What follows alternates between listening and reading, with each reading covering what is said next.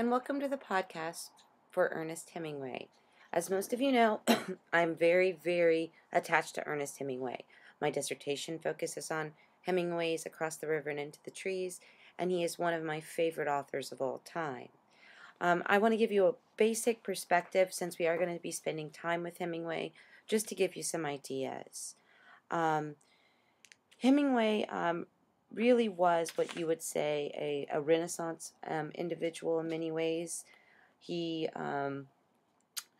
did leave his small town of Oak Park, Illinois, to go to Kansas City to work on the Kansas City Star.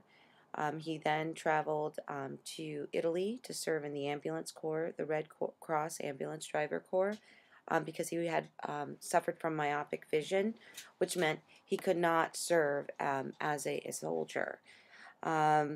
He did fall in love with a nurse who was in Italy, and in many ways, his life and experiences are affected by the fact that he was injured during his service.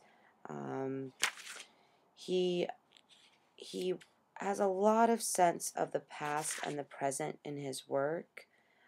He overall enjoys engaging moments of trauma and moments of wounding in reference to subjectivity and objectivity. And in many ways, Hemingway would be what we would define as a very realistic yet very stylistic writer.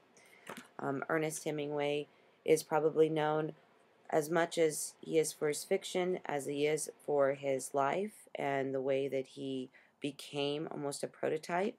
And in many ways, this did affect him.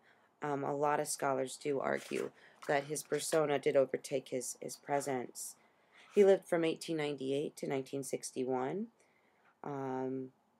His style and his manner, his terse representation of simple acts, his sparse dialogue, his understatement of emotion. He does have this sense of concern for the form. In his theme and content, his subjects have emphasized the sensual rather than the life of the spirit.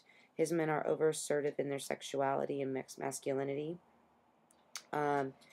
He is somewhat cynical and disillusioned.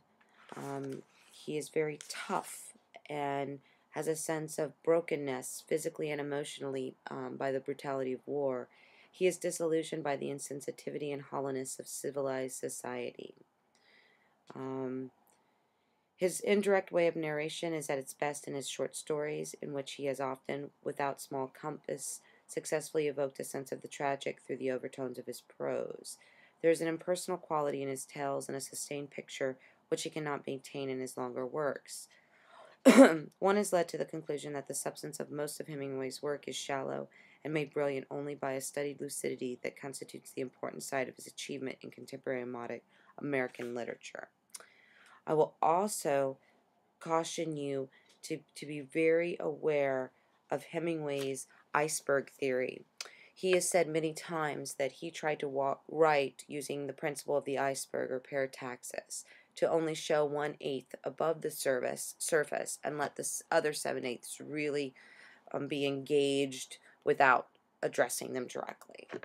If you do have any questions about Hemingway, please feel free to contact me, and I'll be more than happy to talk to you or to answer any questions that you have.